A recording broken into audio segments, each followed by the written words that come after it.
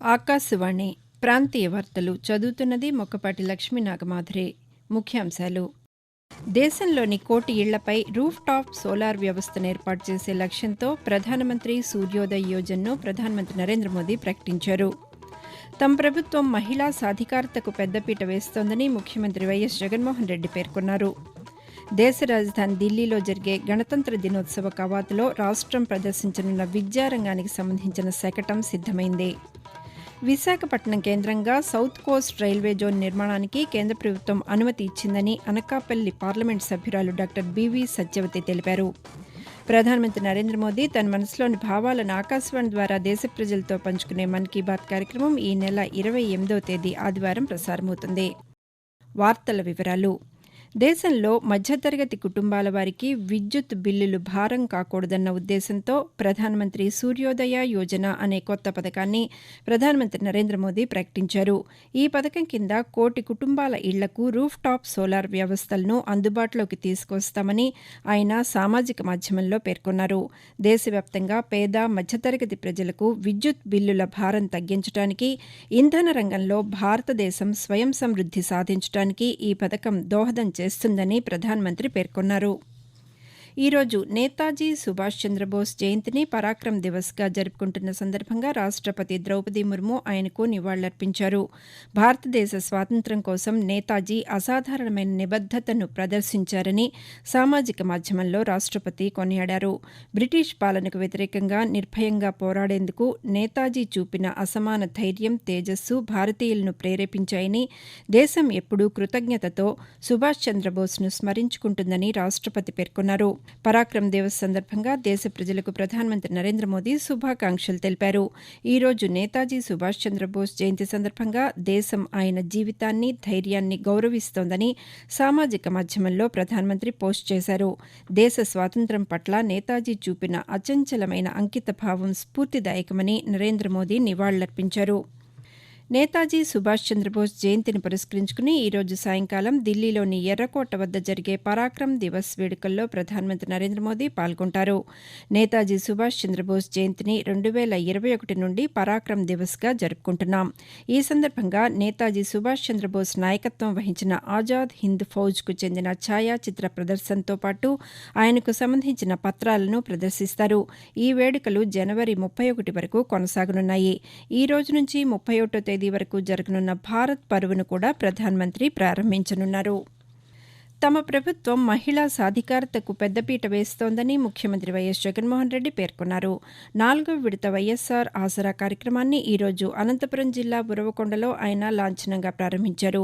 వైఎస్సార్ ఆసరా పథకం ద్వారా 3 విడతల్లో డ్వాక్రా మహిళలకు ఇప్పటివరకు బ్యాంకు ఖాతాల్లో 19,175.97 కోట్ల రూపాయలను ప్రభుత్వం జమ చేయగా, ఈరోజు 4వ విడతగా 6,394.83 కోట్ల రూపాయలను ముఖ్యమంత్రి లబ్ధిదారుల ఖాతాల్లోకి జమ చేశారు. ఈ సందర్భంగా ముఖ్యమంత్రి మాట్లాడుతూ, మహిళలు అభివృద్ది చెందితేనే రాష్టం కూడా ముందడుగు వేస్తుందని, తమది మహిళా పక్షపాత ప్రభుత్వమని వెల్లడించారు. వివక్ష, లంచాలకు తావు లేకుండా సంక్షేమ పథకాలు అమలు చేస్తున్నామని, నేరుగా లబ్ధిదారులకు సంక్షేమ పథకాలు అందుతున్నాయని జగన్మోహన్ రెడ్డి పేర్కొంటూ, దేశ చరిత్రలో కానివ్వండి, మహిళా చరిత్రలో కానివ్వండి, మహిళా సాధికారతకు ఇంత బాధ్యతగా ఈ 56 నెలల్లో మనము చేసిన ఈ ఒక్క పథకానికి సంబంధించి గర్వంగా కూడా నేను చెప్తా ఉన్నాను. అక్షరాల 25,570 కోట్ల రూపాయల ఈ ఒక్క కార్యక్రమం ద్వారా చేస్తా ఉన్నాము అని చెప్పడానికి గర్వపడతా ఉన్నాం.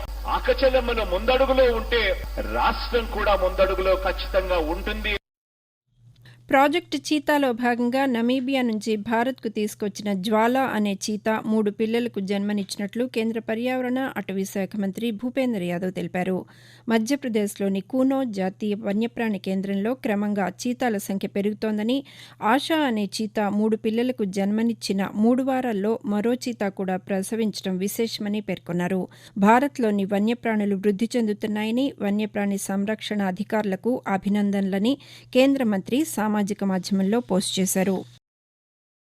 ఆకాశవాణి ప్రాంతీయ వార్తలు వింటున్నారు. దేశ రాజధాని ఢిల్లీలోని కర్తవ్య పథ్లో ఈ నెల 26వ తేదీన జరిగే గణతంత్ర దిన వేడుకల కవాతుకు ఆంధ్రప్రదేశ్ శకటం సిద్దమైంది. విద్యారంగంలో చేపట్టిన సంస్కరణలకు అద్దం పట్టేలా శకటాన్ని తీర్చిదిద్దినట్లు రాష్ట్ర ప్రభుత్వం ఒక ప్రకటనలో పేర్కొంది. ఆంధ్రప్రదేశ్లో పాఠశాల విద్యలో సంస్కరణలు చేపట్టడం, విద్యార్థులు అంతర్జాతీయ స్థాయిలో పోటీ పడేలా చేయడం అనే ఇతివృత్తంతో శకటాన్ని సిద్దం చేసినట్లు పేర్కొంది. శకటంపై ప్రధానంగా తరగతి గదుల్లో డిజిటల్ క్లాస్ బోర్డులు, ల్యాప్టాప్లు, ట్యాబ్లను విద్యార్థులు వినియోగించే తీరును బొమ్మలుగా రూపొందించారు. ఈ ఇతివృత్తంపై 55 సెకన్ల గీతాన్ని కూడా రూపొందించారు. విశాఖపట్నం కేంద్రంగా సౌత్ కోస్ట్ రైల్వే జోన్ నిర్మాణానికి కేంద్ర ప్రభుత్వం అనుమతి ఇచ్చిందని అనకాపల్లి పార్లమెంటు సభ్యురాలు డాక్టర్ బివి సత్యవతి తెలిపారు. నిన్న అనకాపల్లిలో ఎంపీ పాతికేయులతో మాట్లాడుతూ ఫిబ్రవరి మొదటి వారంలో రైల్వే జోన్ నిర్మాణానికి భూమి పూజ చేయనున్నట్లు వెల్లడించారు. కేంద్ర ప్రభుత్వం సౌత్ కోస్ట్ రైల్వే జోన్ నిర్మాణానికి 170 కోట్ల రూపాయలు కేటాయించిందని, భూమి పూజకు 10 కోట్ల రూపాయలను విడుదల చేసిందని తెలిపారు. వడ్లపూడిలో 100 ఎకరాల రైల్వే స్థలం ఉండగా విశాఖ మహానగర పాలక సంస్థ పరిధిలోని మడసర్లోవలో 52 ఎకరాల స్థలాన్ని రైల్వే అధికారులకు అప్పగించినట్లు వివరించారు. సౌత్ కోస్ట్ రైల్వే జోన్కు ఓఎస్డీ స్థాయి అధికారిని కేంద్ర ప్రభుత్వం విశాఖలో నియమించిందని సత్యవతి పేర్కొన్నారు. ముఖ్యమంత్రి వైఎస్ జగన్మోహన్ రెడ్డి రేపు తిరుపతి జిల్లాలో పర్యటించనున్నారు. బుధవారం జరగనున్న ఇండియా టుడే ఎడ్యుకేషన్ సదస్సులో ముఖ్యమంత్రి పాల్గొనున్నారు. రేపు మధ్యాహ్నం తాడేపల్లి నివాసం నుంచి తిరుపతికి బయలుదేరి వెళ్తారు. తిరుపతిలో జరిగే ఇండియా టుడే ఎడ్యుకేషన్ సమిట్లో ముఖ్యమంత్రి పాల్గొని అనంతరం ఆయన తాడేపల్లికి తిరుగు ప్రయాణమవుతారు. తిరుపతి జిల్లా వ్యాప్తంగా వికసిత్ భారత్ సంకల్పయాత్ర ప్రచార రథం విజయవంతంగా కొనసాగుతోంది. సంక్షేమ పథకాల ఫలాలను అర్హులందరికీ అందించే లక్ష్యంతో కేంద్ర ప్రభుత్వం నిర్వహిస్తున్న వికసిత్ భారత్ సంకల్పయాత్ర ప్రచార రథం ఈరోజు శ్రీకాళహస్తి నియోజకవర్గంలోని రేణిగుంట మండలం చల్లాగుంటకు చేరుకుంది. కేంద్ర ప్రభుత్వ పథకాలను తెలియజేసే కరపత్రాలను ప్రజలకు సచివాలయ సిబ్బంది అందజేశారు. ఈ సందర్భంగా లబ్దిదారులు ఆకాశవాణితో మాట్లాడుతూ కేంద్ర ప్రభుత్వ స్వనిధి పథకం కింద రుణాలను తీసుకుని ఆర్థికంగా నిలదొక్కున్నామని, గరీబ్ కళ్యాణ్ యోజన పథకం కింద ఉచితంగా బియ్యాన్ని అందుకుంటున్నామని తెలిపారు. నా పేరు శారదా అండి. నేను ఒక మిషన్ పెట్టుకుని ఇంట్లో టైలింగ్ కుట్టుకునేదాన్ని. స్వానిధి కింద నాకు 10,000 ఇచ్చారు. సెకండ్ టైం 20,000 ఇచ్చారు. దానివల్ల నేను ఇంకా 2 మిషన్లు కొనుక్కొని ఇంట్లో నాతో పాటు ఇంకొక 4 మహిళలకు కూడా నేను చేయూతనిస్తున్నాను. ప్రధానమంత్రి నరేంద్ర మోడీ గారి వల్ల మాకు వడ్డీ లేకుండా ఈ స్వానిధి లోన్ అనేది ఇచ్చారు. దానివల్ల నేను ఇప్పుడు చాలా సంతోషంగా ఉన్నాను. నా పేరు శ్రీ శాంతి. మేము గరీబ్ కళ్యాణ్ యోజన అనే కింద మొత్తంగా ప్రతి నెల రైస్ తీసుకుంటున్నాము. బయట మనం కొనాలంటే 50 రూపాయలు 60 రూపాయలు అమౌంట్ పెట్టి మనం కొనుక్కోవాలి. కానీ ఉచితంగా రైస్ తీసుకుంటున్నాము. మోడీ గారికి మన ధన్యవాదాలు చెప్పుకుంటున్నాము. ప్రధానమంత్రి నరేంద్ర మోదీ తన మనసులోని భావాలను ఆకాశవాణి ద్వారా దేశ ప్రజలతో పంచుకునే మన్ కీ బాత్ మనసులోని మాట కార్యక్రమం 109వ సంచిక ఈ నెల 28వ తేదీ ఆదివారం ప్రసారమవుతుంది. మన్ కీ బాత్ కార్యక్రమానికి ప్రజలు తమ సూచనలు, సలహాలు అందించాలని ప్రధానమంత్రి కోరారు. ప్రజలు తమ స్వర సందేశాలను 1800117800 నంబర్కు ఈ నెల 26వ తేదీ సాయంకాలం వరకు పంపవచ్చు. దేశవ్యాప్తంగా జాతీయ విద్యా సంస్థల్లో ఇంజనీరింగ్ కోర్సుల్లో ప్రవేశాలకు నిర్వహించే జేఈఈ మెయిన్ పేపర్ 2 పరీక్ష రేపు జరగనుంది. నేషనల్ ఇన్స్టిట్యూట్ ఆఫ్ టెక్నాలజీ ఎన్ఐటీల్లో 5 ఏళ్ల కోర్సులైన bachelor of architecture, bachelor of ప్లానింగ్లో ప్రవేశానికి పేపర్ 2 రాయాల్సి ఉంటుంది.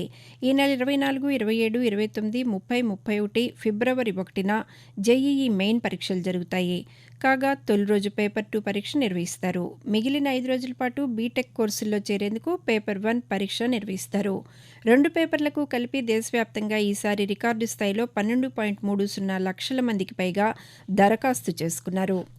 ఆకాశవాణి ప్రాంతీయ వార్తలు ముగించే ముందు ముఖ్యాంశాలు మరొకసారి.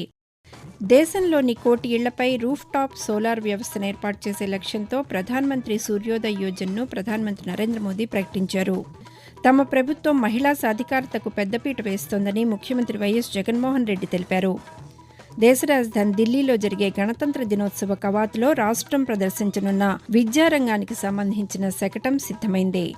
విశాఖపట్నం కేంద్రంగా సౌత్ కోస్ట్ రైల్వే జోన్ నిర్మాణానికి కేంద్ర ప్రభుత్వం అనుమతి ఇచ్చిందని అనకాపల్లి పార్లమెంటు సభ్యురాలు డాక్టర్ బివి సత్యవతి తెలిపారు. ఆకాశవాణి ప్రాంతీయ వార్తలు ఇంతటితో సమాప్తం.